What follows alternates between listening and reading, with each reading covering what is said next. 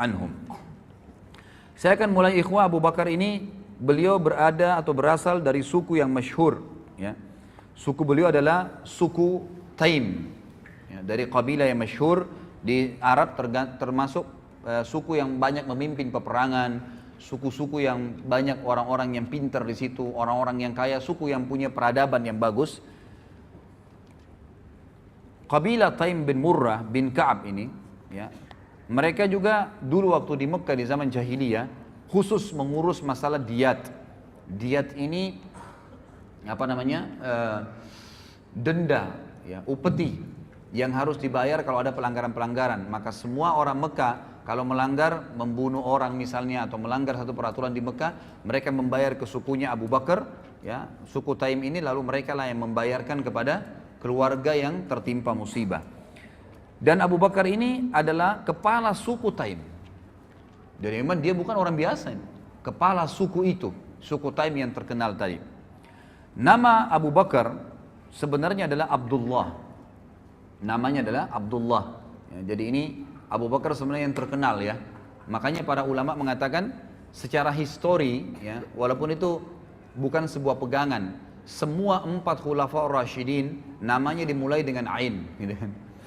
Jadi Abu Bakar namanya Abdullah, datang setelahnya Umar, datang setelahnya Uthman, datang setelahnya Ali, gitu kan. Jadi sebenarnya di masjid-masjid itu banyak yang ditulis, walaupun ditulis sebenarnya tidak boleh, ya. Tapi kalau orang tulis, semestinya ditulis namanya Abdullah. Nanti dalam kurung Abu Bakar, mestinya seperti itu, sehingga orang tidak lupakan namanya yang sebenarnya. Namanya ada Abdullah bin Abi Kuhafa.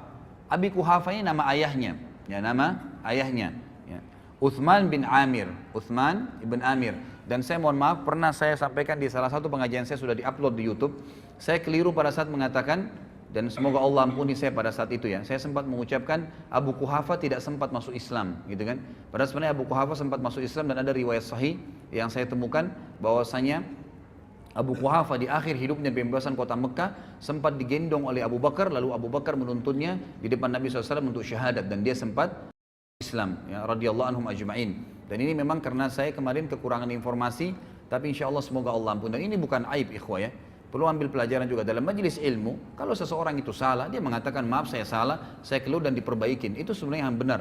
Karena kalau kita biarkan hanya karena kesombongan, hanya karena ego, akhirnya kita bukan penuntut ilmu sebenarnya.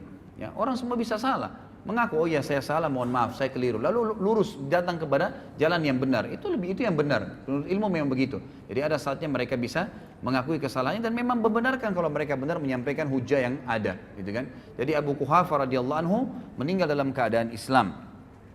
Abu Kuhafa ini namanya adalah Uthman bin Amir. Uthman ibn Amir. Ini namanya ayahnya Abdullah atau Abu Bakar radhiyallahu anhum. Dan ibunya bernama Ummul Khair, julukannya, ya, Ummul Khair panggilannya, dan namanya adalah Salma binti Sakhar bin Amir. Salma binti Sakhar bin Amir, ya. Sebelum masuk Islam, Abu Bakar ini namanya adalah Abdul Ka'bah. Abdul Ka'bah, pernah dipanggil Abdul, jadi hambanya Ka'bah, gitu kan. Ini ada alasannya, gitu kan.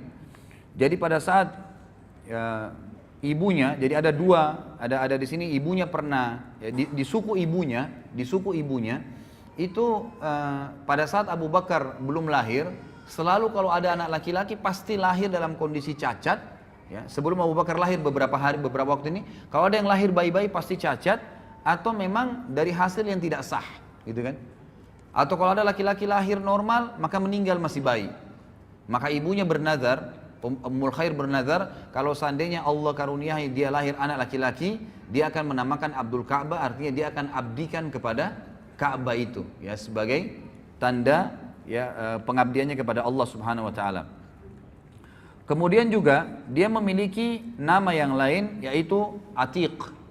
Dan Atiq juga ini berselisih ulama tentang sebab dikatakannya Atiq. Tapi yang paling kuat, ada yang mengatakan Atiq itu artinya sebenarnya muharrar, ya, muharrir, yang terbebaskan, gitu kan. Ada yang mengatakan tadi kisah ibunya itu yang sukunya tidak ada yang melahirkan anak laki-laki, lalu dia mengatakan kalau anak ini lahir normal selamat, saya akan bebaskan dan saya akan seperti diserahkan kepada Ka'bah. Ada yang mengatakan juga karena putihnya warna kulit beliau radhiyallahu anhu, maka dikatakan Atiq, terbebaskan dari warna hitam, gitu kan, kulitnya. Tapi yang paling kuat adalah pendapat yang menggunakan hadis yang sahih, di mana Nabi SAW memang pernah mengatakan kepada para sahabat pada saat sahabat lagi pada ngumpul, maka kata Nabi SAW, siapa yang ingin melihat orang yang terbebaskan dari api neraka, atikum minan nar, falyanzur ila hadzal rajul, maka dia lihat ke orang ini, ditunjuklah Abu Bakar. Semenjak itu kata Aisyah radhiyallahu anha dalam hadis Bukhari, Abu Bakar juga dipanggil dengan Atiq, Atiq. Kalau Abu Bakar, Bakar ini bukan nama anaknya ya, bukan nama anaknya, tapi Bakar ini dari kata-kata bakkara yubakkiru, yang artinya awal-awal waktu, ya itu. Yang dari awal dikatakan Abu Bakar karena dia awal masuk Islam, orang termasuk yang awal masuk Islam. Jadi biasanya kan kalau dia punya anak maka dikatakan Abu Fulan ya, tapi ini bukan Bakar nama anaknya, tapi ini karena dia baru masuk Islam dan karena dia orang yang pertama dari kalangan laki-laki dewasa masuk Islam, maka dikatakan Abu Bakar. Ini sebab dinamakan Abu Bakar. Sementara dari sisi khalqiyah ya, sisi khalqiyah itu ciptaan fisiknya, disebutkan Abu Bakar ini orangnya kurus gitu kan, badannya kurus. Kemudian beliau memiliki kulit yang berwarna putih, serta beliau memiliki tinggi yang sedang ya. Aisyah memberikan gambaran urat-urat di tangannya terlihat ya, karena kurus badannya radhiyallahu anhu. Tapi kita akan lihat nanti bagaimana perannya, dan kita ambil dari kenapa kita sebutkan ciri fisiknya ini, agar kita lihat ternyata fisik bukan jadi tolok ukur, bukan jadi tolok ukur dalam Islam. Bisa orang itu kecil, bisa orang itu cacat, bisa itu orang mungkin di mata manusia kecil, tapi di mata Allah Azza wa Jalla besar. Abdullah bin Mas'ud radhiyallahu anhu pernah naik di atas sebuah pohon kurma dalam hadis Bukhari, kemudian karena kurus sekali Abdullah bin Mas'ud itu, jadi kurusnya itu antara tulang sama ototnya sama yang tersirat dari dagingnya itu hampir sama karena kecil sekali gitu kan. Waktu dia naik di atas pohon kurma, Abdullah bin Mas'ud, Anda selalu dengar hadisnya diriwayatkan oleh Abdullah bin Mas'ud, sahabat yang mulia, kita mungkin tidak tahu fisiknya, ternyata kurus sekali. Dia naik di atas sebuah pohon, ikhwas sekalian, kemudian ada angin menyingkap bajunya ya, sedikit kelihatan betisnya, maka para sahabat sempat tertawa spontan, bukan niat ingin mengolok ya, karena tiba-tiba lihat orang kok kurus sekali gitu, mereka tertawa. Lalu Nabi SAW, itu dari situ Nabi SAW mengatakan, apakah kalian tertawa dengan dua betisnya Ibnu Mas'ud? Demi zat yang ubun-ubunku dalam genggamannya, maksudnya demi Allah, dua betisnya Ibnu Mas'ud di timbangan hari kiamat lebih berat daripada gunung Uhud.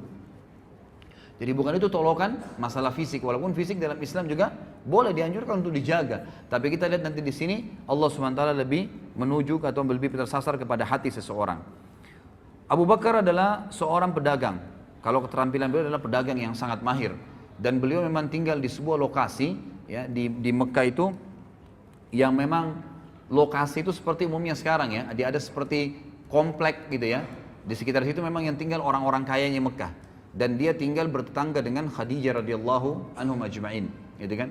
Dan para ulama sejarah hampir semua sepakat mengatakan persahabatan antara Nabi SAW dengan Abu Bakar justru setelah Nabi SAW menikah dengan Khadijah dan bertetangga dengan Abu Bakar. Disitulah Nabi SAW mengenal Abu Bakar, dan Abu Bakar mengenal Nabi SAW. Dan beliau juga termasuk ya orang yang paling mahir dan mengetahui tentang silsilah orang-orang Arab. Jadi setiap orang kalau mau datang nanya, si fulan dari turunan mana, suku ini dari mana, beliau mengetahui semua, dan orang banyak bertanya kepada beliau di Mekah. Dan beliau juga adalah, tadi seperti saya katakan, kepala suku dari suku Taim, ya suku Taim. Sementara pernikahan beliau radhiyallahu anhu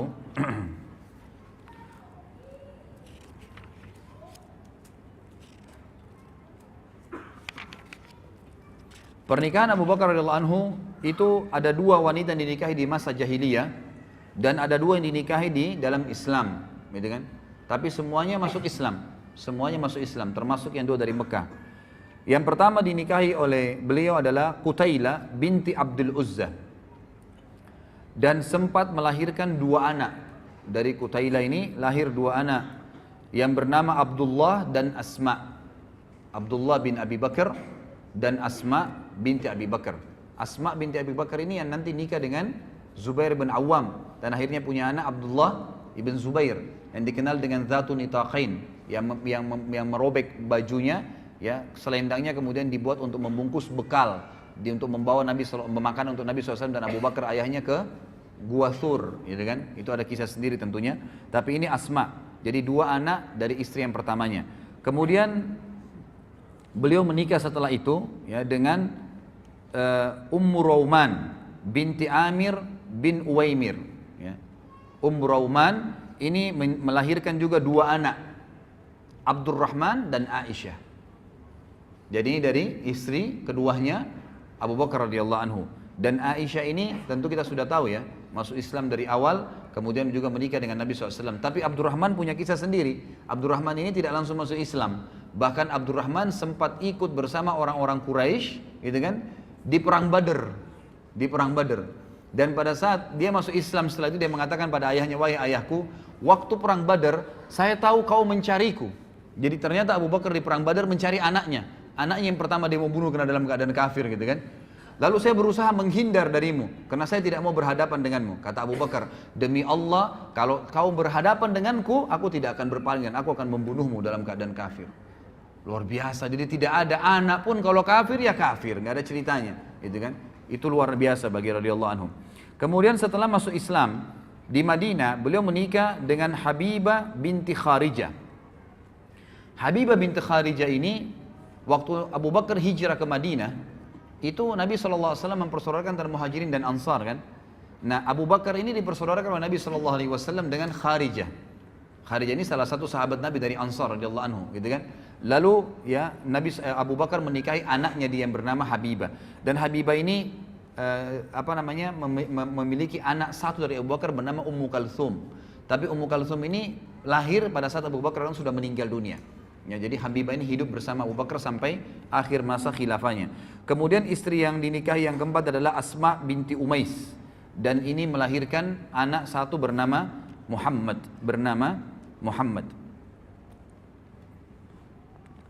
Sekarang kita masuk kepada julukan. Ya. Kenapa beliau diberikan Siddiq? Ya, apa sebabnya dapat julukan Siddiq? Ya. Di sini khilaf diantara ahli sejarah tentang masalah julukan Siddiqnya. Tapi umumnya ya dikatakan bahwasanya Siddiq ini disebabkan karena beberapa kejadian bersama Nabi SAW. Yang pertama sekali adalah pada saat Nabi SAW mengajaknya masuk Islam, kemudian menceritakan kepadanya kisah Gua Hira, datangnya Jibril dalam poster asli sebagaimana dalam hadis Bukhari. Ya, bahwasanya Nabi SAW berkata, ya pada saat saya turun dari Gua Hira menuju ke rumah saya, maka Jibril dengar suara dari langit mengatakan, wahai Muhammad, anta Rasulullah wa ana Jibril. Lalu Nabi SAW katakan, saya angkatkan kepala saya ke langit, di sana saya lihat badan Jibril memenuhi langit, ke timur, ke barat, ke utara, ke selatan, dan Jibril memiliki 600 ekor sayap, gitu kan? Yang kalau satu sayapnya dikebaskan bumi ini maka akan hancur bumi ini. Tapi pada saat itu Nabi SAW menyampaikan kepada Khadijah, Khadijah percaya.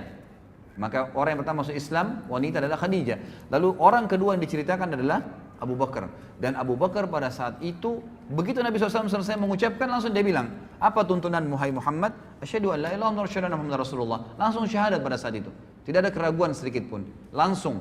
Bayangkan ya, orang menceritakan tentang malaikat yang pada saat itu tidak ada sama sekali. Sekarang saja dengan teknologi canggih, orang kalau bukan dengan iman tidak percaya, apalagi zaman itu.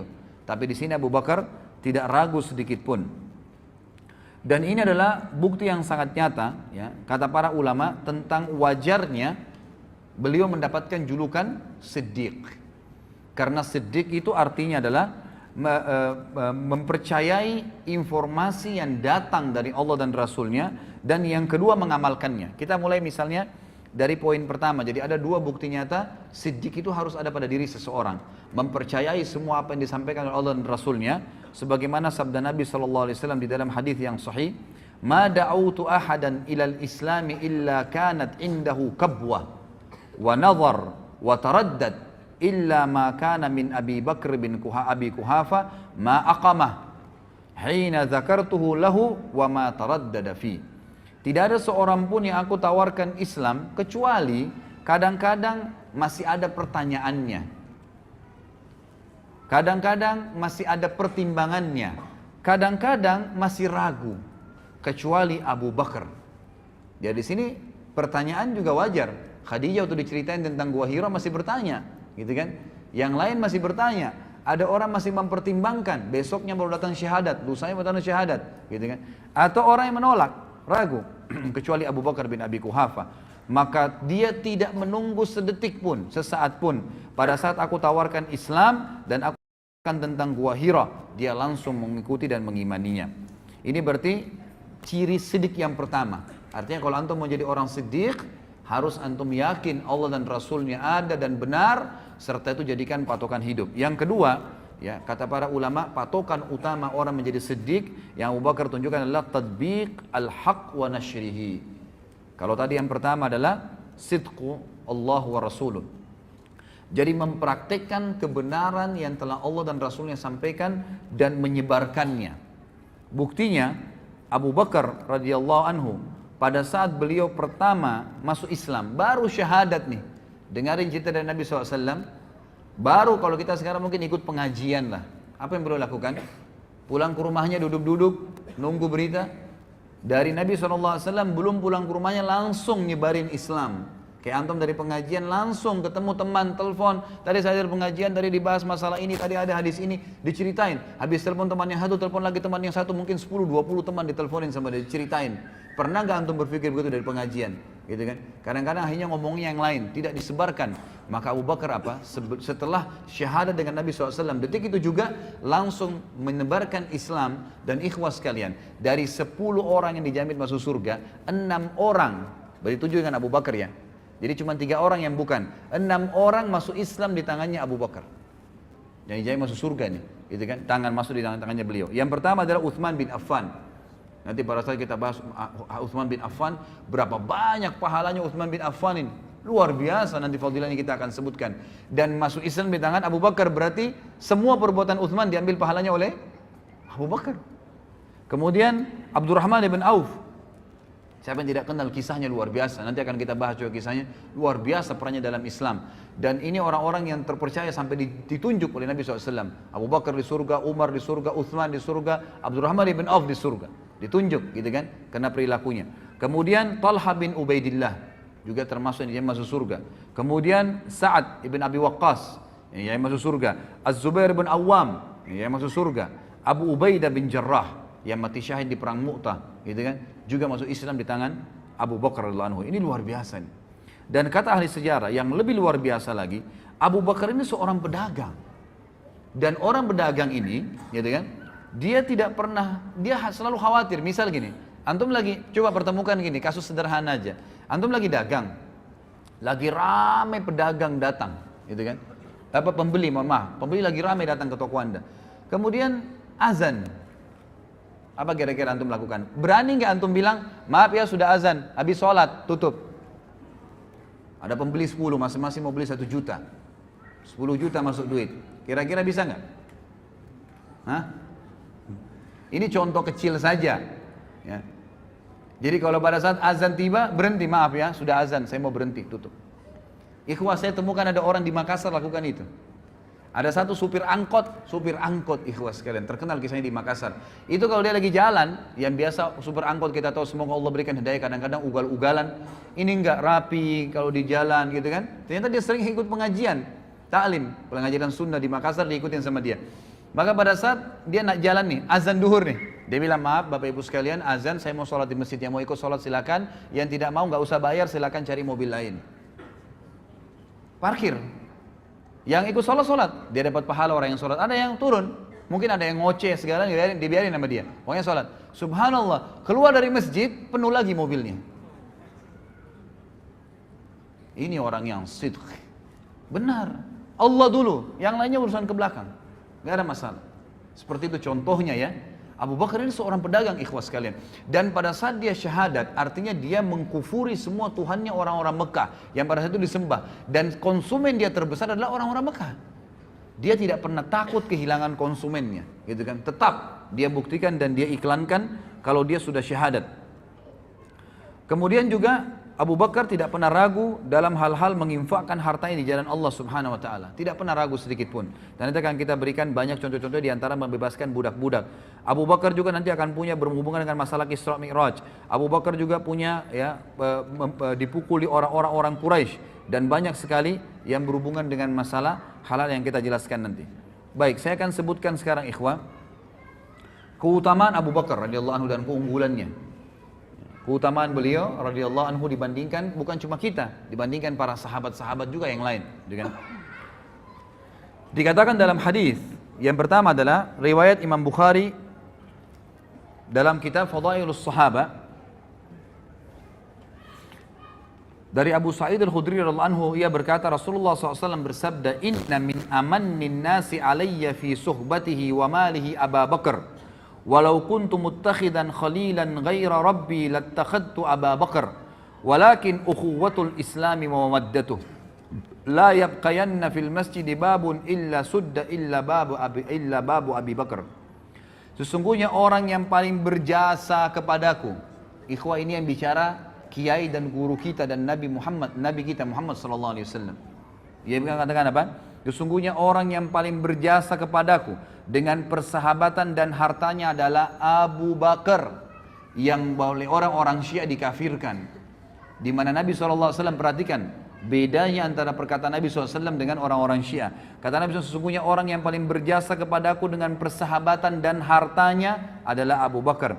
Seandainya aku boleh mengangkat seorang kekasih, aku boleh mencintai orang berlebihan, ya, selain Tuhanku, niscaya aku akan memilih Abu Bakar sebagai khalil, kekasih pilihanku. Akan tetapi yang dibolehkan dalam Islam adalah persaudaraan. Ini di halaman 118 ya, yang pegang bukunya. Dan kasih sayang tidak tersisa, tidak boleh. Ini akhir hadis ini disebutkan pada tahun ya 10 Hijriah. Setelah Nabi SAW pulang dari Haji Wada. Waktu itu ikhwas sekalian dan akhwat rahimakumullah, masjid Nabi SAW itu didempetin oleh rumah-rumah sahabat. Dan rumah-rumah sahabat ini begitu buka pintu langsung masjid Nabi. Ya, gitu. Semua itu. Di tahun 10 Hijriah, Nabi SAW memerintahkan semua rumah sahabat dibongkar. Nggak boleh ada di situ. Kalau mau diwakafin buat masjid silakan. Kata Nabi SAW, semua pintu yang menuju ke masjid, rumah yang hadap masjid langsung dempet, semua harus dikosongkan. Kecuali rumahnya Abu Bakar. Abu Bakar saja yang boleh, yang lain tidak boleh. Dan ini kata ulama kelebihan tersendiri, gitu kan? Sampai sekarang antum bisa lihat di sebelah Babus Salam di Masjid Nabawi itu ada namanya Khawkha Abi Bakar. Khawkha ini artinya bekas rumahnya dulu, kan Abu Bakar radhiyallahu anhu. Ini hadis yang pertama, orang yang paling tulus, ya, dan paling disukai dan dicintai oleh Nabi Sallallahu Alaihi Wasallam. Artinya orang yang mencintai orang yang dicintai oleh Nabi Sallallahu Alaihi Wasallam berarti dia mencintai Nabi Sallallahu Alaihi Wasallam. Orang yang membenci berarti membenci Nabi Sallallahu Alaihi Wasallam. Hadis yang kedua, kata Nabi sallallahu alaihi wasallam di dalam hadis yang sahih riwayat Imam Ahmad dan Tirmidzi, "Arhamu ummati bi ummati Abu Bakar wa ashadduhum fi amrillahi Umar wa ashadduhum hayaan Utsman wa aqdahum Ali."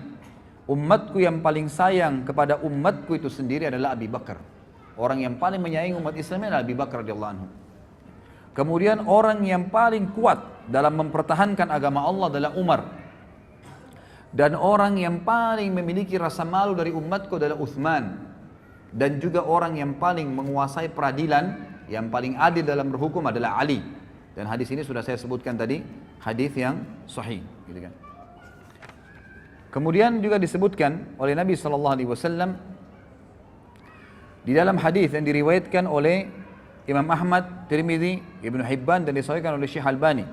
Inna ahlad darajatil ula la yarawna min fawqahum kama tarawna al-kawkab ad-durri atau durriya fi ufuqis sama wa inna Abu Bakrin wa Umar minhum wa an'ama. Sesungguhnya penghuni derajat-derajat yang tinggi terlihat di atas mereka seperti kalian melihat bintang-bintang yang bersinar di langit. Artinya nanti derajat tinggi di surga itu seperti kita lihat bintang di malam hari terang, jauh sekali dan kita tidak tahu apa-apa di sana, cuma terang saja, benderang gitu. Lalu kata Nabi SAW, sesungguhnya Abu Bakar dan Umar termasuk mereka dan keduanya dalam kenikmatan. Artinya memiliki derajat tertinggi di surga. Juga dalam hadis yang lain, ya, kata Nabi SAW di dalam hadis yang diriwayatkan oleh Imam Tirmidzi dan disahihkan oleh Syekh Albani, kata Nabi SAW, "Ma li ahadin indana yadun illa waqad kafa'nahu ma khala Abu Bakar." Fa inna lahu indana yadan yukafi'uhu Allahu biha yaumal qiyamah wa ma nafa'ani malu ahadin qattun ma nafa'ani mali Abi Bakar walau kuntu muttakhidan khalilan lattakhadtu Abu Bakrin khalila wa inna sahibakum khalilullah. Tidak seorang pun yang mempunyai jasa baik kepada kami kecuali kami telah membalasnya kecuali Abu Bakar. Jadi semua sahabat Nabi SAW kalau memberikan sesuatu, diberikan sesuatu pasti Nabi balas langsung pada saat itu, diberikan balasan. Kecuali Abu Bakar, sesungguhnya dia mempunyai jasa yang mulia. Allah lah yang akan membalasnya pada hari kiamat. Aku tidak mengambil manfaat dari harta seseorang seperti aku mengambil manfaat dari harta Abu Bakar. Seandainya aku boleh mengangkat seorang khalil, kekasih, ya, niscaya aku menjadikan Abu Bakar sebagai khalil. Dan sesungguhnya sahabat kalian ini adalah khalilullah. Sesungguhnya sahabat kalian, maksudnya Nabi SAW ini, sesungguhnya saya, kata Nabi, adalah kekasihnya Allah Subhanahu wa Ta'ala. Kemudian juga kata Nabi SAW di dalam hadis yang sahih diriwayatkan atau disebutkan oleh Syekh Albani dengan sanad yang sahih dari Jabir bin Abdullah radhiyallahu anhu bahwasanya Rasulullah SAW bersabda, Abu Bakar wa Umar min hadzal dini kamanzilatis sam'i wal basari minar ra's. Abu Bakar dan Umar dalam agama ini kedudukannya seperti pendengaran dan penglihatan bagi kepala. Abu Bakar dan Umar bagi umat ini kedudukannya seperti pendengaran dan penglihatan bagi umat ini. Kita bisa tahu ya, kita bisa bayangkan kalau pendengaran dan penglihatan, artinya Nabi SAW membahasakan, ini bahasa kiasan. Siapa yang mau penglihatannya benar, pendengarannya benar, ikuti Abu Bakar dan Umar. Selesai. Ya, itu maknanya. Kemudian juga Nabi SAW berkata dalam hadis Ibnu Mas'ud, ya, diriwayatkan oleh Imam Tirmidzi dan Ibnu Mas'ud, disahihkan oleh Syekh Albani.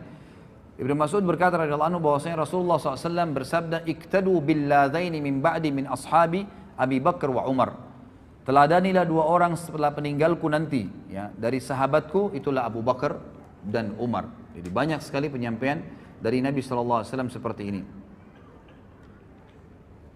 Kemudian juga hadis yang lain, Nabi SAW dalam hadis diriwayatkan oleh Imam Tirmidzi dalam Kitabul Manaqib dan Syekh Albani juga menyebutkan dalam sahihnya, dalam silsilah hadis sahihah, bahwasanya Ali radhiyallahu anhu, ya, berkata, suatu hari aku bersama Nabi, aku melihat Nabi SAW, ya, bahwa pada suatu hari Nabi SAW melihat ke arah Abu Bakar dan Umar dan aku sedang berada di sebelahnya. Ini halaman 121 ya. Maka beliau bersabda, Hadani, Nabi SAW bersabda dan Ali mendengarkan. Ali ini yang selalu ditokohkan satu-satunya oleh orang-orang Syiah. Kalau ahli sunnah menokohkan Ali dan semua sahabat radhiyallahu anhum ajma'in, gitu kan. Tapi ini bantahan terhadap mereka.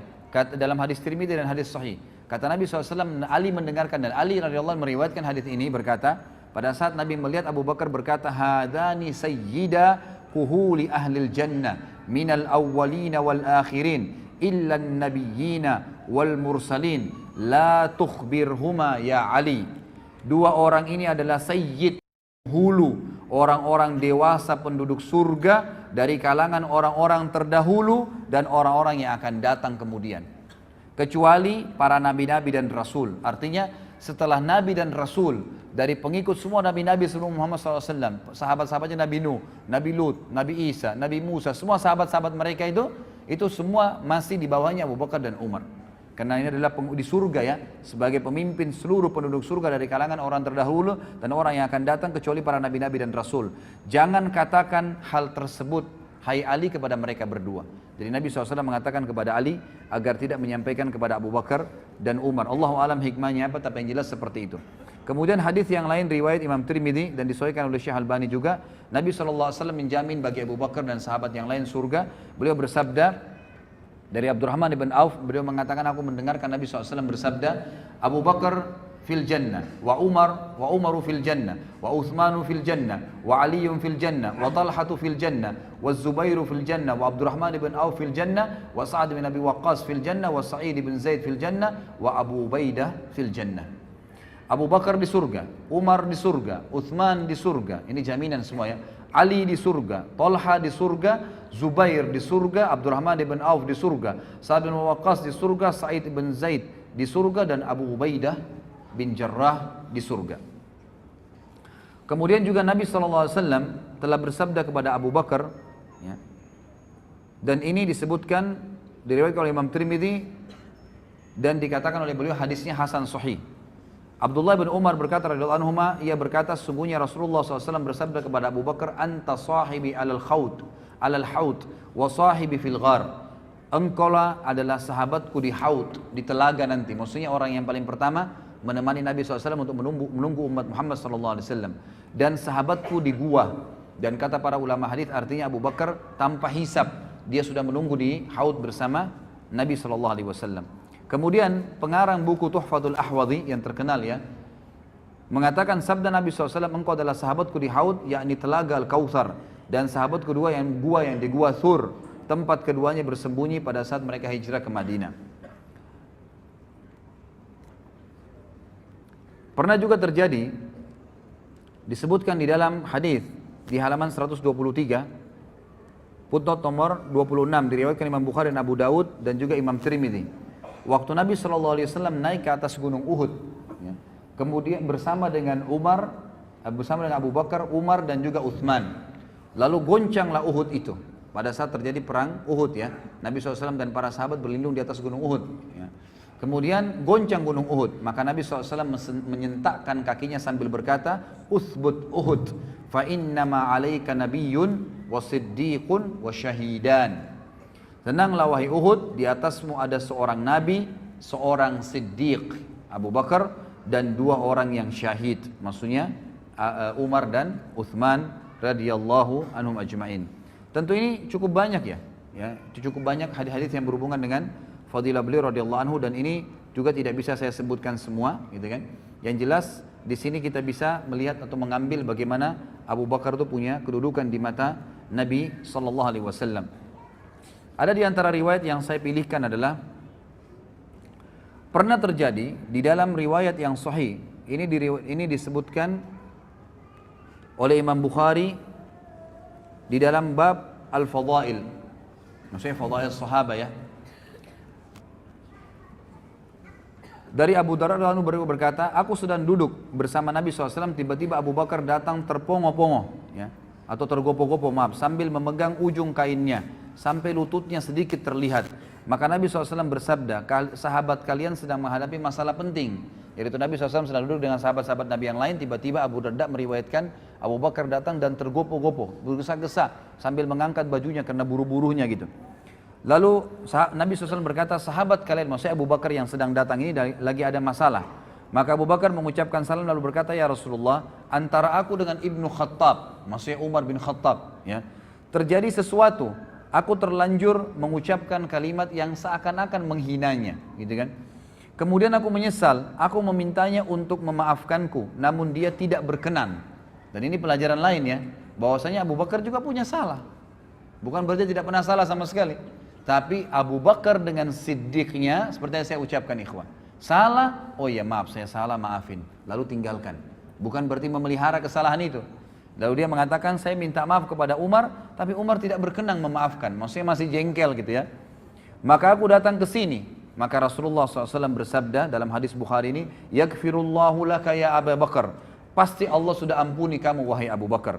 Nabi SAW mengulangi 3 kali kalimat tersebut. Kemudian Umar menyesal, dia datang ke rumah Abu Bakar dan bertanya, apakah Abu Bakar ada di sini? Keluarganya menjawab, tidak. Maka Umar datang kepada Nabi SAW, sementara wajah Nabi SAW berubah karena marah kepada Umar. Sampai-sampai Abu Bakar merasa kasihan kepada beliau, ya, kepada Nabi SAW, untuk apa marah gitu.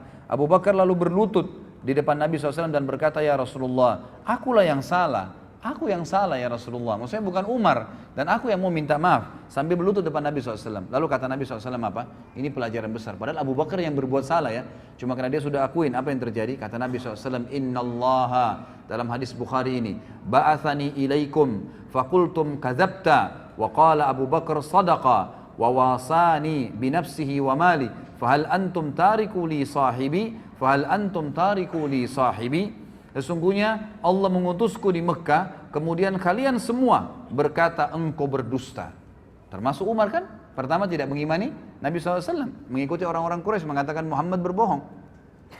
Tetapi Abu Bakar berkata, dia benar. Abu Bakar membenarkannya. Abu Bakar telah membantuku dengan jiwa dan hartanya.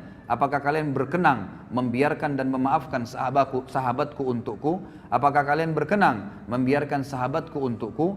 Maka setelah itu kata Abu Darda, tidak ada lagi orang yang berani menyakiti Abu Bakar. Tidak ada lagi orang yang berani menyakiti Abu Bakar. Kemudian yang tadi saya katakan ikhwah, ini sedikit saya tambahkan masalah masuk Islamnya Abi Quhafah. Riwayatnya disebutkan ya dengan sahih oleh Imam Ahmad dan Abu Ya'la dan Ibnu Hibban, dan disahihkan oleh Syekh Al-Albani dalam silsilah hadis sahihah. Melalui Muhammad bin Sirin ia berkata, Anas bin Malik ditanya tentang semir rambut Rasulullah SAW. ya, semir rambut Rasulullah SAW. Maka dia berkata, sesungguhnya Rasulullah SAW tidak tumbuh uban kecuali sedikit. Maksudnya Nabi tidak pernah menyemir rambutnya. Akan tetapi Abu Bakar dan Umar sepeninggal beliau telah mewarnai rambut keduanya dengan henna dan khatam. Maksudnya warna yang warnanya coklat kemerah-merahan. Anas berkata, Abu Bakar membawa ayahnya Abu Kuhafa kepada Rasulullah SAW pada hari pembebasan kota Mekah. Abu Bakar menggendongnya hingga dia meletakkannya di depan Rasulullah SAW. Maka Rasulullah SAW berkata kepada Abu Bakar, seandainya engkau membiarkan orang tuamu di rumah, niscaya kami akan datang kepadanya. Maksudnya Nabi SAW bilang kepada Abu Bakar, gak usah kamu repot-repot gendong ayahmu, kamu panggil saya akan datang Abu Bakar. Gitu kan? Biarin di rumahnya. Hal itu beliau katakan untuk menghormati Abu Bakar SAW. Maka Abu Kuhafa masuk Islam sementara rambut dan jenggotnya putih seperti pohon, ya, di sini disebutkan taghamah, ya, sebuah pohon yang memang sering daunnya pun, bunganya pun putih. Maka Rasulullah SAW bersabda, ubahlah keduanya, tetapi jangan dengan warna hitam.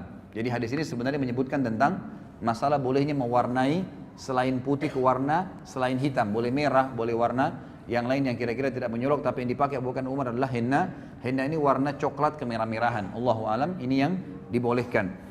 Tapi di sini juga pelajaran besar, ternyata Abu Kuhafa telah masuk Islam, dan di sini juga perannya Abu Bakar dalam bersegera, ya, menyelamatkan kedua orang tuanya. Jadi ikhwah dan akhwat yang orang tuanya masih dalam keadaan kufur, jangan tunda, terus dakwain, terus doain, dan berusaha sampai Abu Bakar menggendong ayahnya yang sudah tua di hadapan Nabi SAW untuk syahadat.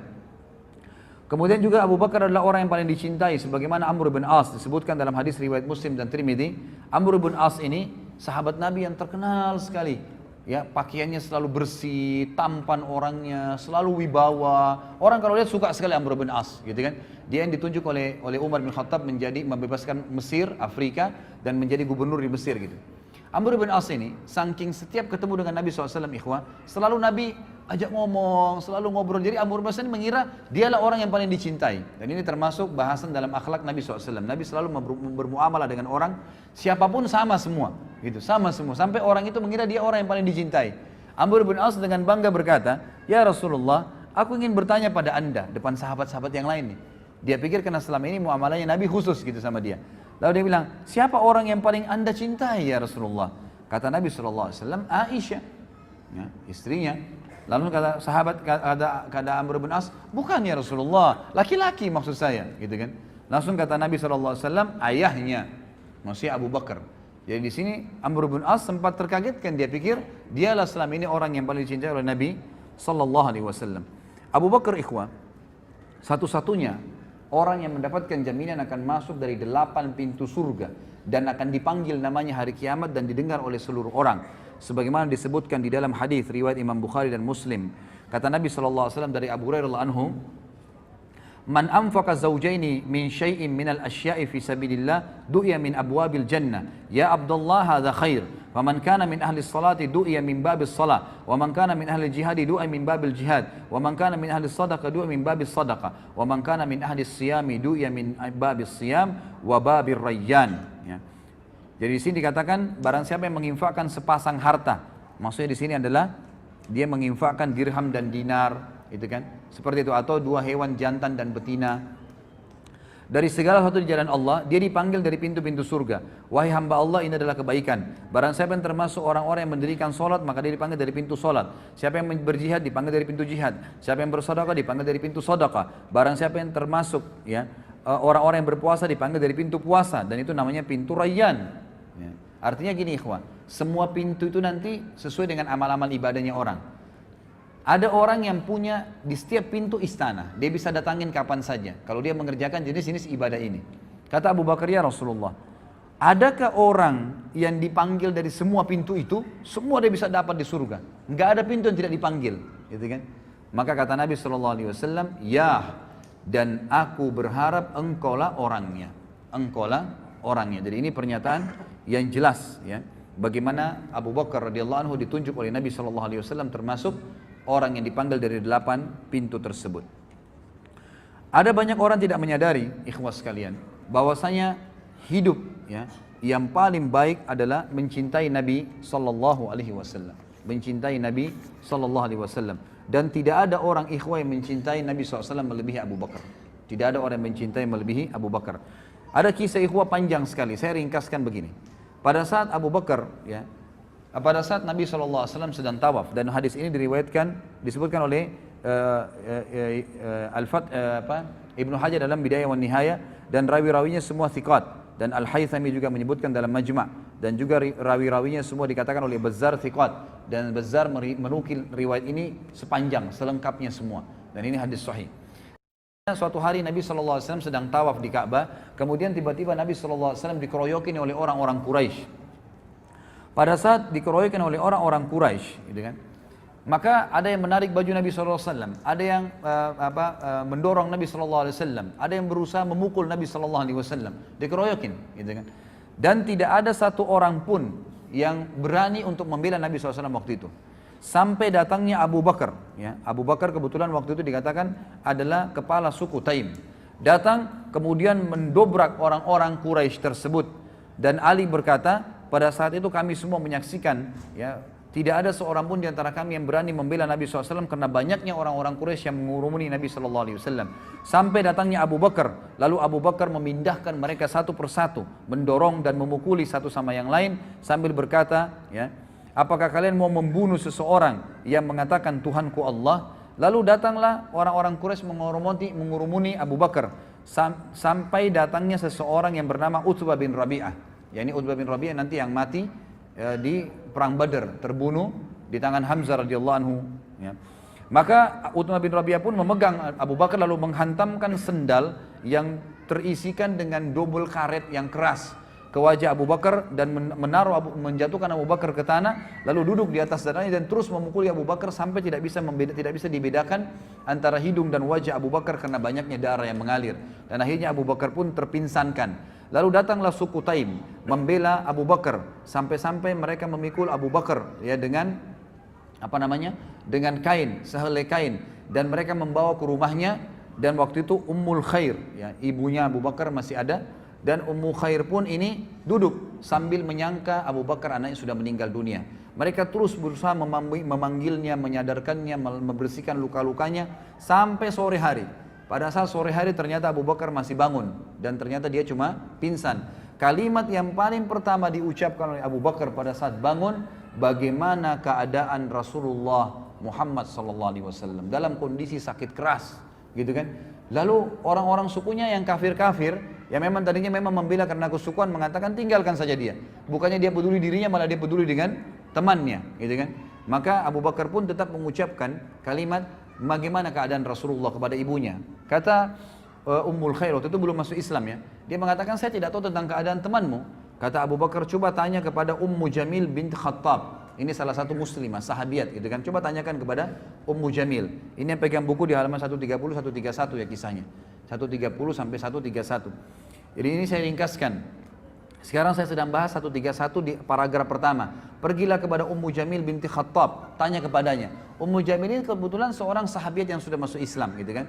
Lalu datanglah Ummu Jamil kepada Abu Bakar, lalu Abu Bakar mengatakan, bagaimana keadaannya Rasulullah SAW? Kata Ummu Jamil, ada ibumu, Ummul Khair. Kata Abu Bakar, tidak ada masalah, sampaikan saja. Maka Ummu Jamil mengatakan dia dalam keadaan baik. Maka Abu Bakar pun mengatakan Alhamdulillah, ya. Kemudian Abu Bakar pada saat sudah bisa bangun sedikit saja, beliau disuruhkan makan oleh Ummul Khair, ibunya. Beliau mengatakan, demi Allah saya tidak akan makan sampai saya mengetahui tentang keadaan Rasulullah sallallahu alaihi wasallam, sampai saya bertemu dengan beliau. Maka Ummul Khair pun ibunya dan Ummu Jamil meminta Abu Bakar agar bersabar dulu sampai orang-orang selesai bubar semua, ya, karena ini keadaannya tadi tegang, dikeroyokin, ya, orang berkelahi pada saat itu. Setelah itu keduanya memikul Abu Bakar sampai di depan Nabi SAW, dan pada saat tiba di sana Rasulullah SAW pun mencium Abu Bakar, ya, mencium Abu Bakar, dan kaum muslimin menyaksikan masalah tersebut. Lalu Rasulullah SAW sangat terharu melihat keadaannya, hidungnya sudah hancur, gitu kan, penuh dengan darah semua, dan tidak bisa ngomong pun, tergagak-gagak ngomongnya. Lalu berkata, ya, Abu Bakar, tidak ada apa-apa ya Rasulullah, aku tidak apa-apa demi ibu dan ayahku tebusannya. Maksudnya ini biasa orang-orang Arab mengatakan begitu, maksudnya Anda lebih berani daripada ibu dan ayah saya. Itu bukan sumpah, ya, tapi perkataan santun diucapkan. tebusannya ayah dan ibuku ya Rasulullah, aku tidak apa-apa. Terus Abu Bakar mengatakan sambil menangis, dan Rasulullah SAW mengecup kepala Abu Bakar. Ya, dan ini dan lalu Nabi SAW mendoakan Abu Bakar dengan doa yang baik, ya, doa yang baik. Lalu Abu Bakar sempat pada saat itu mengatakan, ya Rasulullah, ini ibu saya, Ummul Khair, orangnya baik, orangnya santun, ajaklah dia masuk Islam dan doakanlah. Maka Nabi SAW pun akhirnya ya mengajak masuk Islam, dan masuk Islamlah Ummul Khair pada saat itu. Masuk Islam ibu Abu Bakar, jadi ibu dan ayahnya masuk Islam. Tapi di sini diangkat oleh penulis buku judulnya khusus tentang bagaimana cintanya Abu Bakar kepada Nabi SAW, dengan bukti dalam keadaan sakit pun tidak mau makan, tidak mau minum, ya dalam kondisi berdarah semuanya, tetap dia membela Nabi SAW dan mendahulukan melihat beliau, memastikan keadaannya baru beliau mau makan dan minum. Kemudian juga ada di sini disebutkan, ada perilaku Abu Bakar yang kata beliau tidak bisa digambarkan lagi dengan kata-kata. Disebutkan oleh Ali radhiyallahu anhu,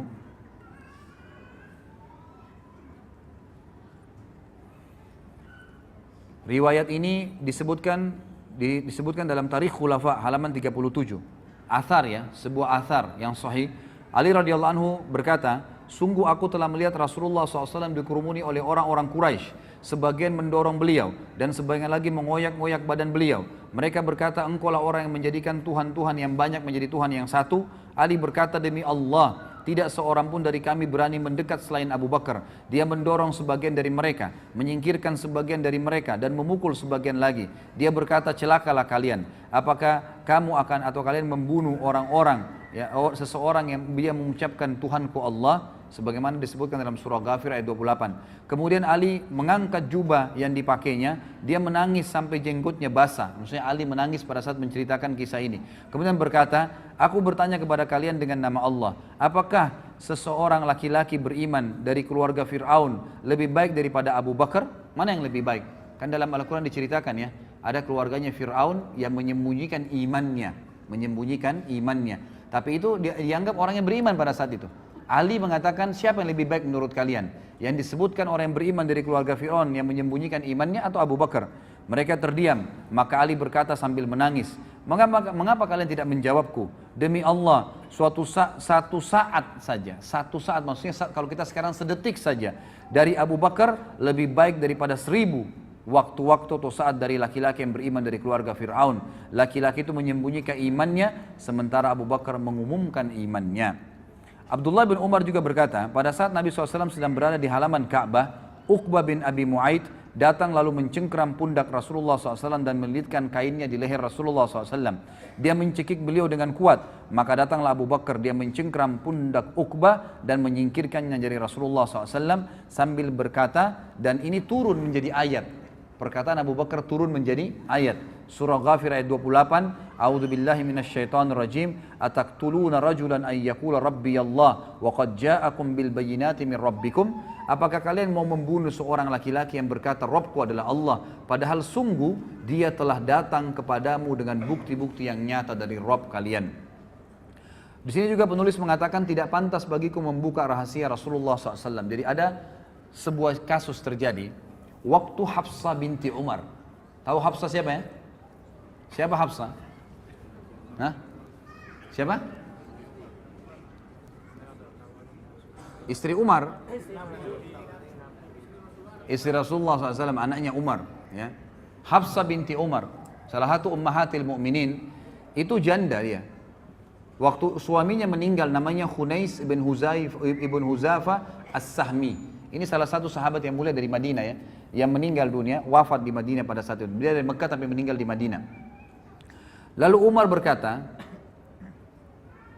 mohon maaf tadi sebelumnya riwayat yang saya katakan kisah tentang Abdullah bin Umar menceritakan itu, turunnya surah Ghafir ayat 28 itu footnote-nya diriwayatkan Imam Bukhari ya. Kemudian yang sekarang ini adalah kisah Hafsah binti Umar. Waktu meninggal suaminya, Khunais bin Huzafa As-Sahmi, maka Umar berkata, aku menemui Uthman bin Affan dan aku menawarkan kepadanya untuk menikahi Hafsah. Dan dia menjawab, aku akan fikirkan. Beberapa malam kemudian Uthman datang menemuiku dan berkata, saat ini aku belum niat untuk menikah lagi. Jadi di sini kita ambil pelajaran ikhwah, Umar bin Khattab nanti kita bahas di masa hidupnya beliau. Beliau juga sangat faham dan beliau menjalankan bahwasanya orang soleh itu, kesolehannya bisa terwariskan kepada anak turunannya. Ya, jadi bisa mewariskan kepada anak keturunannya. Dan ini dilakukan, ini difahami oleh para sahabat sehingga mereka saling menikahkan satu sama yang lain. Umar menikahkan nanti anaknya dengan Nabi SAW, Abu Bakar menikahkan anaknya dengan Nabi SAW, gitu kan? Kemudian Umar menikahi anaknya Ali, Ali dinikahkan dengan anaknya Nabi SAW, dan seperti itu. Uthman menikah dengan kedua anak perempuan Nabi SAW. Jadi memang ini menikahkan anak perempuan dengan orang saleh, ini satu hal yang luar biasa dalam agama, harus difahamin. Waktu Hafsah jadi janda, selesai masa iddahnya, Umar sudah keliling. Dan Umar bukan datang kepada anak-anak muda. Waktu itu Hafsah kata ahli sejarah masih muda. Umurnya masih ya mungkin 20-an tahun, 22 tahun, masih muda. Umar bin Khattab bukan cari anak-anak bujang, anak-anak muda dari sahabat. Didatangi Uthman bin Affan yang waktu itu sudah punya istri, gitu kan? Dan sudah punya anak. Dan memang dia sudah berumur, tapi datangi. Kenapa? Karena kesolehannya Uthman. Dan Uthman menolak waktu itu, mengatakan saya tidak punya hajat. Lalu Umar pun berkata, aku mendatangi Abu Bakar As-Siddiq. Lalu aku berkata, jika engkau berkenan, aku akan menikahkan kamu dengan Hafsah. Dan ini juga riwayat ini menjelaskan ikhwah. Riwayat ini hadis sahih ya. Ini diriwayatkan, ini disebutkan di dalam Sahih Bukhari ya. Imam Bukhari dilihat di footnote nomor 41 ayat halaman 134 ya. Di sini ulama mengatakan bukan aib seorang ayah menawarkan anak perempuannya kepada orang saleh, gitu kan? Itu bukan aib. Sebagaimana bukan aib juga seorang muslimah, mukminah menawarkan dirinya kepada orang yang mukmin, tapi dengan cara-cara syar'i. Sebagaimana wanita mukmin yang menawarkan dirinya kepada Nabi Sallallahu Alaihi Wasallam. Karena memang mengejar iman itu satu poin yang penting ya, satu poin yang penting. Jadi itu boleh kita kejar. Jangan terbalik. Kita sekarang mengejar orang-orang malah yang rusak. Ya, mohon maaf yang tiap hari telanjang, tiap hari dipegang oleh laki-laki, itu yang dikejar oleh laki-laki kita sekarang. Dianggap karena ini cantik, ini segalanya dan seterusnya. Seakan-akan orang mukmin tidak ada yang cantik. Ini keliru. Ya kan gitu. Ini pemahaman yang keliru. Dari sini kita bisa lihat bagaimana boleh seorang mengejar iman dari orang yang lain. Maka Abu Bakar pun kata Umar terdiam.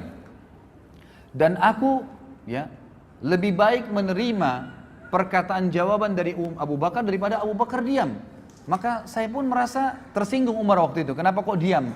Minimal seperti Uthman mengatakan saya nggak bisa misalnya gitu kan. Tapi dia diam. Lalu beberapa malam kemudian ternyata datanglah lamaran Nabi SAW kepada Hafsah. Lalu Umar pun menikahkannya. Di hari pernikahan Nabi SAW dengan Hafsah, Abu Bakar baru berkata kepada Umar begini. Apakah kamu tahu, wahai Umar, bukankah kau sudah tawarkan Hafsah kepada saya? Kata Umar, benar. Apakah kamu tahu kenapa saya diam? Kata Umar, tidak. Kata Abu Bakar apa? Yang menghalangiku untuk memberikan jawaban kepadamu atas permintaanmu itu adalah karena aku mengetahui bahwasanya Rasulullah SAW telah menyebut nama Hafsah. Tidak pantas bagiku membuka rahasia Rasulullah SAW. Seandainya Rasulullah SAW tidak berkenan, niscaya aku yang akan menerima tawaranmu. Jadi di sini jelas Abu Bakar radhiyallahu anhu bukan tidak mau menikahi Hafsah, tapi tidak mau mendahului Nabi SAW karena Nabi sempat menyebutkan namanya Hafsah pada saat meninggal. Nabi tidak bilang saya akan nikahi Hafsah, tidak. Cuma mengatakan Hafsah kesihan, meninggal suaminya. Maka Nabi SAW, maka Abu Bakar tidak mau mendahului Nabi SAW. Kalau Nabi tidak nikahi, barulah dia nikahi. Kita lihat kemudian bab yang lain ikhwah sekalian adalah infak Abu Bakar di jalan Allah Subhanahu Wa Taala. Mungkin mohon maaf kalau ikhwah tidak keberatan dan akhwat, kalau seandainya azan duhur nanti, ya, dan anda tidak buru-buru kita lanjutkan setelah sholat duhur ya, karena memang ini masih ada beberapa poin-poin. Kalau ada yang punya hajat mendesak tidak ada masalah meninggalkan tempat, tapi kalau enggak saya berharap kita tuntaskan materinya.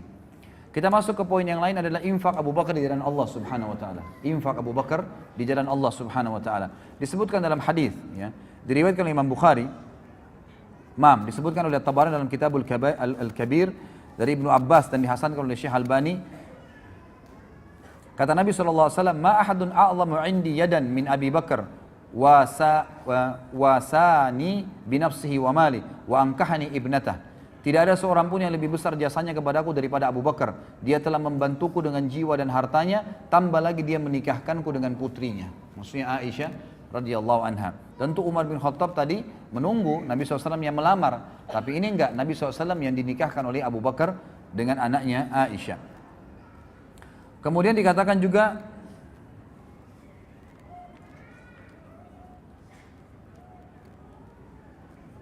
firman Allah Subhanahu wa taala di dalam surah Al-Lail ayat 17 sampai 21 disepakati oleh para ulama, mayoritas ahli tafsir, ya, sebagaimana Imam Qurtubi menukilnya, mengatakan ayat ini turun kepada Abu Bakar radhiyallahu anhu dan ini merupakan keutamaan untuk beliau.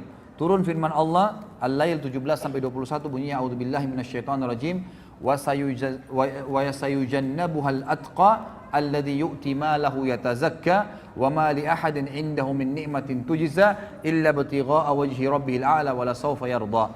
Dan akan dijauhkan darinya neraka, maksudnya Abu Bakar khusus sendiri, orang yang paling bertakwa di kalangan sahabat Muhammad yang menginfakkan hartanya jalan Allah untuk membersihkan dirinya dan tidak ada seorang pun memberikan suatu nikmat pahalanya yang harus dibalasnya, tapi dia memberikan semata-mata karena mencari wajah Allah yang maha tinggi dan niscaya kelak dia pasti akan mendapatkan kesenangan atas balasan tersebut. Umar bin Khattab juga mengatakan di dalam hadis riwayat Abu Daud di halaman 137 bahwasanya pada saat Nabi SAW memerintahkan sedekah, maka aku mengumpulkan hartaku dan hari ini dia berkata aku coba mendahului Abu Bakar karena selama ini Abu Bakar selalu mendahuluiku, maka aku pun membawa setengah hartaku. Pada saat aku tiba di sisi Nabi SAW, aku menemukan Abu Bakar sudah datang, gitu kan? Lalu aku mengatakan, ya Rasulullah, ini setengah hartaku, aku infakkan di jalan Allah. Kata Nabi SAW, baik yang kamu lakukan, tapi Abu Bakar telah mengalahkanmu. Maka Umar berkata, apa yang Abu Bakar keluarkan ya Rasulullah? Kata Nabi SAW, Abu Bakar membawa seluruh hartanya. Lalu Umar berkata, apa yang ditinggalkan untuk keluarganya? Ya. Kata Nabi SAW, dia telah menjawabku dan mengatakan, aku meninggalkan Allah dan Rasulnya. Ya, dari riwayat ini menjelaskan Abu Bakar itu kalau berinfak tidak pernah menghitung-hitung ya. Dalam arti kata apa yang sedang ada di tangan. Misal gini, antum lagi datang penawaran untuk bantuan. Ini cirinya Abu Bakar ya. Misal kita mau nyumbang sesuatu. Pada saat datang permintaan, ya, misalnya fakir miskin minta sesuatu, tolong bantu saya belum makan, saya butuh 10.000 rupiah, misalnya disebutin.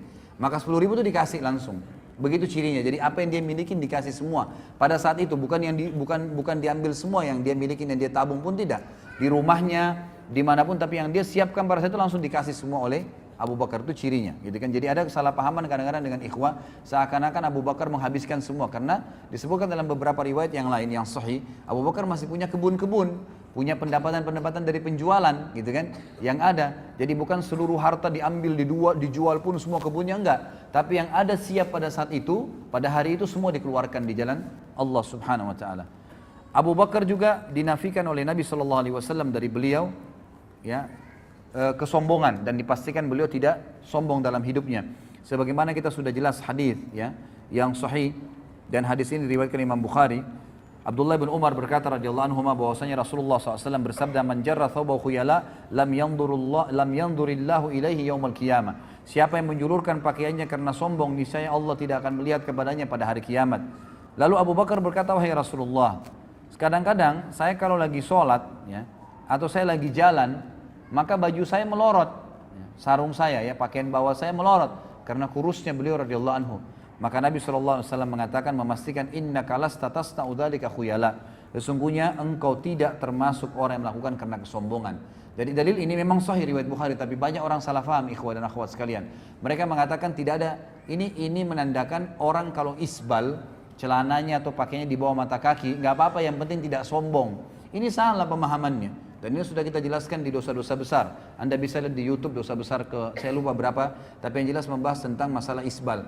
Jadi ada hadis yang melarang, ya, mengatakan semua yang di bawah mata kaki adalah di api neraka, itu umum, sombong atau tidak. Dan juga ada hadis yang mengatakan 3 orang yang paling berat sisanya hari kiamat adalah termasuk orang yang musbil, gitu kan? Ini tidak disebutkan karena sombong. Kalau sombong, maka double dosanya. Selain masuk neraka, juga Allah akan murka kepadanya. Allah akan murka kepadanya sebagaimana dijelaskan dalam hadis Bukhari. Jadi hadis ini tidak boleh dijadikan hujah bahwasanya tidak apa-apa orang isbal, yang penting tidak sombong. Keliru, gitu kan? Ini keliru, dan ini ada panjang lebar sudah saya jelaskan, bisa dilihat di YouTube. Abu Bakar radhiyallahu anhu selalu di depan dalam mengerjakan kebajikan, ikhwah. Tidak pernah menunda. Jadi pada saat ada kesempatan apapun, orang lagi minta, kadang-kadang syaitan bisikin kita itu masih kuat, itu anak pinjaman, itu begini, minimal kita nggak infak. Pokoknya siapapun yang minta kasih dulu pada saat itu, kecuali ahli maksiat kita tidak berikan bantuan. Di dalam hadis yang sahih disebutkan perilaku Abu Bakar yang sangat mulia. Diriwayatkan Imam Bukhari, kata Nabi SAW, saya langsung baca terjemahannya saja karena melihat waktu. Siapa di antara kalian yang berpuasa pada hari ini? Jadi selesai ya. Pada saat itu sebagian ulama mengatakan sholat subuh, ya, pada saat sholat subuh. Bayangkan ya, selesai sholat subuh ini terjadi, gitu kan. Kata Nabi SAW, siapa yang berpuasa pada hari ini? Abu Bakar berkata, saya. Nabi SAW bertanya, siapa ya di antara kalian yang mengantar jenazah hari ini? Abu Bakar menjawab, saya. Jadi ternyata Abu Bakar sebelum ke masjid ada jenazah yang dimakamkan sahabat dan dia menghadirinya. Kalau Nabi SAW berkata, siapa di antara kalian yang memberi makan orang miskin hari ini? Abu Bakar menjawab, saya. Ternyata pada saat menuju ke masjid ada fakir miskin lalu diberikan makanan oleh Abu Bakar. Lalu Nabi SAW, siapa di antara kalian yang menjenguk orang sakit hari ini? Abu Bakar menjawab, saya. Ternyata ya ada sahabat juga yang lagi sakit sementara menuju ke masjid, Abu Bakar mampir sebentar lalu menuju ke masjid. Jadi ini dilakukan semua sebelum sholat subuh, gitu kan? Yang luar biasa. Maka Rasulullah SAW bersabda, semua itu tidak berkumpul pada seseorang kecuali pasti dia masuk ke dalam surga. Kecuali pasti dia masuk ke dalam surga. Baik, kita tutup ikhwas sekalian sebelum duhur ini dengan peran Abu Bakar dalam masalah Isra dan Mi'raj. Ini kisah yang luar biasa. Baik ikhwas sekalian, dalam banyak riwayat dan saya sengaja membawa ada juga Sahih Tafsir Ibnu Katsir. Buku ini juga saya sarankan ikhwan untuk dimiliki, sama penerbitnya Ibnu Katsir. Buku kita yang kita bahas ini, penerbit Ibnu Katsir ini juga penerbit Ibnu Katsir ini Sahih Ibnu Katsir. Jadi riwayat-riwayat yang lemah, yang tidak benar mungkin sudah dikeluarkan. Jadi ini sahihnya saja. Di sini Anda bisa baca tentang tafsir surah Al-Isra ayat 1. Dan ini banyak sekali ikhwas sekalian yang tidak faham, bahkan menukil kisah yang tidak benar. Seakan-akan mengatakan bahwasanya riwayat yang mengatakan ya Nabi SAW ketemu dengan Nabi Musa AS di langit itu, kemudian Nabi Musa suruh kembali lagi menghadap kepada Allah lalu diringankan dari 50 waktu sholat ke 50 waktu, ini adalah Israiliyat. Ini tidak benar. Di sini disebutkan riwayat siapa? Riwayat Imam Ahmad, riwayat Imam Muslim. Hadisnya hadis sahih semuanya, gitu kan? Termasuk waktu Nabi SAW sholat di Masjid Aqsa dan beliau menjadi imam. Dan beliau mengatakan, saya menjadi imam dan mengimami semua nabi-nabi pada saat itu. Bahkan ada riwayat Bukhari menjelaskan Nabi SAW selesai sholat dikatakan oleh kepadanya, wahai Muhammad, inilah Malik penjaga neraka. Hadir pada saat itu. Bagaimana Allahu alam. Tapi ini kejadian Isra dan Mi'raj. Baik ikhwas sekalian, kisahnya begini. Waktu Nabi SAW pulang dari Isra dan Mi'raj, beliau mengatakan, aku sempat duduk di depan Ka'bah, diikuti dengan perasaan ya masih ya terbawa dengan kejadian yang tadi malam, kejadian yang luar biasa nih. Maka yang terjadi ikhwas sekalian, kata Nabi SAW, lewat dari hadapan saya Abu Jahal. Lalu Abu Jahal berkata, wahai Muhammad, ada apa dengan kamu? Kamu seperti orang yang bingung. Kata Nabi SAW, tadi malam datang, saya telah diperjalankan ke Palestina. Ya, saya telah diperjalankan semalam. Kata Abu Jahal, kemana? Kata Nabi SAW, ke Palestina. Gitu kan? Lalu Nabi SAW ceritain, datang kepada saya Jibril membawa burak itu adalah kuda yang berwarna putih dan bersayap, dimanapun matanya mandangin sebuah tempat, kakinya sudah tiba di sana. Lalu kemudian saya tiba di Palestina, lalu kemudian saya masuk dan saya mengikat tali kekangan kuda burak tadi dan saya masuk ke dalam. Kemudian pada saat saya masuk ke dalam, gitu kan, kemudian saya temukan pada saat itu semua nabi-nabi berkumpul. Lalu kemudian saya masuk dan menjadi imam, mensolati mereka. Saya melihat Ibrahim, dan Ibrahim paling mirip seperti saudara kalian ini, maksudnya seperti beliau sallallahu alaihi wasallam. Dan saya melihat ya, Isa yang rambutnya basah seakan-akan baru keluar dari kamar mandi. Dan saya pun melihat Musa yang berkulit kehitam-hitaman dan badannya kekar serta berbulu, ya seperti dari suku, ada satu suku Arab, saya lupa namanya, tapi disebutkan sebuah suku negara Arab, dari Jazirah Arab. Kemudian Nabi SAW menceritakan semua. Setelah itu saya dimi'rajkan ke langit. Naik langit pertama, kisahnya panjang tentunya, ketemu dengan Nabi Adam. Kemudian langit kedua Yahya dan Isa. Kemudian langit ketiga bertemu dengan Idris. Langit keempat ketemu dengan Harun. Langit kelima ketemu dengan langit keempat dengan Yusuf. Langit kelima ketemu dengan Harun. Langit keenam ketemu dengan Musa. Langit ketujuh ketemu dengan Ibrahim alaihissalam. Lalu Nabi SAW ceritakan semua sampai Sidratul Muntaha. Kemudian saya diperlihatkan begitu indahnya Sidratul Muntaha, sangat luar biasa. Kata Nabi SAW dihiasi dengan perhiasan itu seperti permata yang besarnya seperti kuping-kuping gajah. Dan kemudian Allah Subhanahu wa taala membuat Jibril berubah menjadi poster aslinya sebagai malaikat. Kemudian Allah Subhanahu wa taala ya mendatangkan ya sesuatu ke Sidratul Muntaha yang membuat semuanya menjadi terlihat indah dan tidak bisa digambarkan dengan mata. Lalu kemudian saya melihat ya cahaya yang sangat terang di mana terdengar suara Allah Subhanahu wa taala yang mengatakan, Allah Azza wa Jalla berkata kepadaku, wahai Muhammad, perintahkanlah umatmu mengerjakan 50 waktu sholat. Lalu aku pun turun. Langit ketujuh ketemu dengan Ibrahim alaihissalam. Tentu ini ada kisah panjang ya. Ketemu dengan Nabi, sempat ngobrol. Setiap Nabi ini ngobrol Nabi SAW. Diberikan salam, didoakan. Begitu terus sampai langit ketujuh gitu kan. Tapi di sini kita ringkaskan cerita waktu dia pulang. Setelah mengambil perintah 5 waktu sholat. Langit ketujuh Ibrahim alaihissalam tidak bicara lagi. Langit ke-6 ketemu dengan Musa. Musa bertanya, wahai Muhammad, ya, apa yang Tuhan mau perintahkan? 50 waktu sholat. Kata Musa, umatmu tidak mampu. Saya sudah praktekin pada Bani Israel. Bani Israel lebih kuat daripada umatmu tapi tidak bisa. Gitu kan? Kembalilah minta. Nabi SAW mengatakan, saya terus kembali diringankan 5 sampai tertinggal 5 waktu sholat. Dan Musa masih mengatakan berat. Lalu saya berkata, saya sudah malu dengan Tuhanku, maka saya tidak akan kembali lagi. Maka Allah SWT berfirman mengatakan, wahai Muhammad, dia 5 waktu sholat dan akan diberikan pahala 10 kali lipat. Gitu kan? Dan hadis ini hadis sahih, bisa dilihat dalam tafsir As-Surah Al-Isra, diriwayatkan oleh Imam Bukhari. Maka ikhwas sekalian, kata Nabi SAW, saya pun kemudian kembali ke Palestina, kemudian saya kembali lagi ke Mekah. Dan di tengah jalan saya melihat kafilah Quraisy yang sedang jalan dan mereka kehilangan unta. Lalu saya mengatakan, unta kalian di sana, ya di satu tempat. Lalu mereka mengikuti suaraku lalu mendapatkannya. Kemudian saya kembali ke Mekah. Ikhwas sekalian, tahu siapa yang cerita dan siapa yang diceritakan? Nabi Muhammad SAW cerita kepada siapa? Abu Jahal. Ini bukan Abu Bakar, bukan Umar, bukan sahabat yang sudah beriman. Kisah tentang Isra Mi'raj yang tadi itu ringkasnya. Mungkin masih 10 kali lipat lebih panjang dari apa yang saya sampaikan tadi. Yang panjang lebar tentang keadaan alam barzah dan seterusnya. Tapi ringkas cerita ikhwan. Abu Jahal langsung mengatakan, wahai Muhammad, kau mau ceritain gak orang Mekah kalau saya panggil mereka? Kata Nabi SAW, tentu saja. Ya, pertama kali Abu Jahal mau memanggil masyarakat Mekah mendengar dakwah Nabi SAW. Apa tujuannya? Tujuannya ternyata mengatakan, ya kata para ahli sejarah, dia ingin mempermalukan Nabi SAW. Dan dia bilang, ini cerita bohong. Dari mana ini? Ada kuda bersayap bisa terbang, Palestina perjalanan sebulan bolak-balik. Mana bisa, nggak mungkin. Lalu Abu Jahal pun mengatakan kepada orang-orang Mekah, dalam beberapa athar dikatakan naik sebuah gunung namanya Gunung Abi Kubais, tempat mengiklankan informasi di Mekah. Kemudian dia naik dan di sebelahnya ada Nabi SAW. Orang-orang Mekah kalau lihat orang naik di Gunung Abi Kubais, semuanya pada ngumpul dan semuanya tahu ada informasi penting. Dan mereka tambah kaget karena di atas Gunung Abi Kubais ada Abu Jahal, raja mereka orang-orang kafir di Mekah, dan ada Muhammad SAW. Nabi Muhammad SAW adalah orang yang terpercaya di Mekah, tokoh Quraisy, dan belum pernah dua-duanya ini bersatu sama-sama. Di tempat akan disampaikan informasi.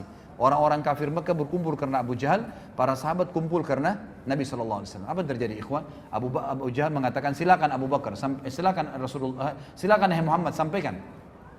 Nabi SAW ceritain Isra Mi'raj, kejadiannya begini, semua panjang lebar sampai selesai. Apa yang terjadi ikhwan? Orang-orang kafir dari orang Mekah tambah kafir. Ini gila nih, gak mungkin. Gimana caranya? Perjalanan Mekah Palestina sebulan ditempuh dalam satu malam pulang pergi? Gak mungkin. Itu satu bulan itu pergi ya, pulang pergi berarti 2 bulan. Itu tidak mungkin. Bagaimana caranya bisa ngomong ini gila? Gak mungkin. Lalu sahabat-sahabat pun yang sudah beriman, itu mereka bimbang. Tapi ini Nabi, gak mungkin salah. Abu Jahal turun dari gunung Abi Kubais sambil ketawa mengatakan apa ikhwan? Ya. Sekarang agamanya Muhammad sudah habis. Sampai ke Darun Nadwa dia bilang kepada orang Quraisy, berita gembira wahai Quraisy, agamanya Muhammad sudah habis. Kata mereka, kenapa? Tuh lihat Muhammad di bawah gunung Abi Kubais dikerumunin orang. Dia berbuat cerita bohong. Ceritanya begini. Abu Jahal tidak sadar dengan hikmah Allah menceritakan Isra Mi'raj. Begini. Muhammad ceritain semua. Tinggal satu orang, kata Abu Jahal. Kalau satu orang ini kalian bisa rusak keyakinannya, maka agamanya Muhammad habis. Cari Abu Bakar. Abu Bakar waktu itu lagi di kebun kurmanya di luar kota Mekah. Maka datang mereka semua. Termasuk ada beberapa sahabat Nabi yang waktu lihat Abu Jahal jalan rame-rame dan mendengar pembicaraan itu ikut. Mau dengar juga. Abu Bakar bilang apa nih? Orang lagi pada bimbang pada saat itu. Informasi yang tidak ada teknologi bisa sampai begitu luar biasanya gitu. Maka sampailah pada saat itu di depan kebun di depan kebun Abu Bakar. Abu Jahal bilang begini, wahai Abu Bakar keluarlah. Abu Bakar keluar, lihat orang-orang pada ngumpul. Dan pertama kali orang-orang kafir Quraisy dengan tokoh-tokohnya semua berjalan dengan sahabat-sahabat. Tidak pernah terjadi. Langsung kata Abu Bakar, ada apa Abu Jahal? Abu Jahal bilang, teman Muhammad sudah gila. Masa dia cerita begini, cerita tentang Isra Mi'raj. Sedangkan dia ke Palestina saja perjalanan sebulan ditempuh semalam, tidak masuk di akal saya. Apalagi dia sholat bersama Nabi-Nabi, apalagi dia naik ke langit, ketemu Tuhannya itu lebih saya nggak percaya. Apa kata Abu Bakar? Ada 2 riwayat. Riwayat yang sahih sebenarnya menyebutkan begini. Wahai Quraisy, Kalau Muhammad ucapkan itu, pastikan jawaban dari saya, dia pasti benar. Nggak mungkin salah, gitu kan? Baik, sebentar kita azannya. Dia pasti benar. Lalu kemudian ya berkata dalam riwayat yang lain, ya riwayat Bukhari juga kata Abu Bakar, kalau aku, hai Quraisy, kalau Muhammad ucapkan dia pasti benar. Dan ditambah lagi dengan perkataan, dia telah mengucapkan kepada saya hal-hal yang dia katakan datang dari langit, turun dari langit. Saya sudah yakini, apalagi kalau cuma sekedar dia naik, sama saja. Turun dengan naik sama saja, apa bedanya? Kalau dia turun dari langit saya percaya, apalagi kalau naik, gitu kan? Tapi ada sebuah athar yang luar biasa, ikhwan. Apa kata Abu Bakar? Wahai Quraisy, kalau di depan mata saya ada sebuah tembok warnanya putih terang, dan Abu Bakar mengatakan, tidak wahai Muhammad, tidak wahai Abu Bakar, itu hitam. Maka saya akan bohongkan mata saya dan saya katakan, oh iya, mata saya yang salah, hitam. Apa yang terjadi, ikhwah? Abu Jahal teredam kekufurannya pada saat itu. Gak bisa buat apa-apa. Ternyata Abu Bakar yang dia ingin rusak keyakinannya, sudah mengatakan, kalau depan mata saya tembok putih terang, mata saya lihat putih. Muhammad bilang, enggak Abu Bakar, itu hitam. Oh iya, saya yang salah, hitam. Gitu. Jadi matanya pun dibohongkan. Ini luar biasa keyakinannya, gitu kan? Luar biasa kejujuran dengan Nabi SAW. Lalu Abu Bakar tahu ini ada masalah. Dia berkata kepada para sahabat, di mana Rasulullah SAW? Oh, Rasulullah di bawah gunung Abi Kubais, dikerumunin orang. Abu Bakar segera datang, dari jauh teriak, ya Rasulullah, ya Rasulullah, sengaja teriak-teriak gitu. Orang-orang pada balik semua. Seperti di masjid ini kalau ada yang panggil saya dari belakang, pasti antum bilang, loh ini ada yang panggil, kita balik semua. Siapa orang itu? Jadi Abu Bakar sengaja, dan orang-orang dengar nih. Pada saat Abu Bakar sambil jalan mendekati Nabi SAW, beliau mengatakan, Abu Jahal telah cerita kepada saya, lalu Abu Bakar menceritakan Isra Mi'raj lengkap. Jadi makin nyebar beritanya. Terus sampai depan Nabi SAW, lalu kata Abu Bakar apa? Benarkah ya Rasulullah? Kata Nabi SAW dengan jelas, benar wahai Abu Bakar. Abu Bakar mengucapkan ikhwan dan akhwat kalimat yang kata ulama dengan kalimat ini Islam sampai kepada kita. Kalau dia tidak ucapkan, kita tidak kenal Islam sekarang. Dia bilang apa? Anda pasti benar. Depannya orang semua. Nggak mungkin salah. Pasti benar. Semua kekufuran jadi redam pada saat itu. Sahabat-sahabat yang sudah reda keyakinannya jadi kuat imannya. Lalu apa yang terjadi? Abu Bakar kuatkan lagi, sempurnakan, mengatakan apa? Wahai, dia katakan, ya Rasulullah, kami tahu di Mekah ini ada orang-orang yang sudah sering lihat Palestina, lihat Masjid Aqsa, tahu pintu gerbangnya Palestina, pintu Masjid Aqsa, tahu jalan-jalannya. Anda kan belum pernah, kami tahu Anda belum pernah. Kami datangkan orang-orang Quraisy, yang pernah tahu ke sana, termasuk Abu Bakar sendiri pernah ke Palestina, tahu kan itu. Ya Rasulullah, ceritakan buat kami. Lalu Abu Bakar sempat berkata kepada mereka, wahai Quraisy, Muhammad akan ceritakan tentang Palestina dan Masjid Aqsa. Kalau dia ucapkan seperti yang kalian tahu, berarti kalian harus meyakininya. Tapi kalau dia mengucapkan tidak seperti itu, maka kalian boleh membohonginya. Lalu Nabi SAW ceritain, kata Nabi SAW dalam hadis Bukhari, dibukakan oleh Allah Masjid Aqsa di hadapan mataku. Lalu aku ceritakan pintu gerbangnya, warnanya, jumlah tiang-tiangnya, jumlah jendelanya. Sampai mereka mengatakan, Muhammad benar, Muhammad benar, Muhammad benar. Nggak ada salahnya, semua diucapkan. Lalu Nabi SAW tutup, dan kita tutup dengan kisah ini, ikhwah. Nabi SAW mengatakan, wahai Quraisy, untuk meyakinkan lagi, kalau kalian ingin yakin tentang benar kejadian tersebut, sungguh waktu saya balik dari Mekah ke Palestina, ada kafilah kalian, ada beberapa ekor unta dan ada fulan, nama-nama orang Quraisy, dan mereka sempat kehilangan unta di tengah jalan. Saya sempat bilang unta kalian di lembah sana, mereka ke sana, mereka temukan unta tersebut, dan unta yang paling depan warna putih, di lehernya ada kain merah. 2 hari lagi sampai di Mekah. Orang-orang Quraisy 2 hari kemudian, ikhwas sekalian, ini penutupan kisah, mereka semua yang beriman dan kafir berkumpul di sebuah pintu namanya pintu Bani Syaibah, pintu gerbangnya Mekah. Situ mereka kumpul, dan ternyata betul sebelum duhur tiba, sebelum waktu duhur, sebelum teriknya matahari, datang kafilah tersebut, dan seperti yang Nabi SAW ceritakan, jumlah untahnya dan orang-orangnya serta unta paling depan warna putih, di lehernya ada kain merah. Lalu berkatalah orang-orang Quraisy, wahai kafilah, kalian dari mana? Mereka bilang kami dari Palestina. Lalu orang-orang Quraisy di Mekah bilang,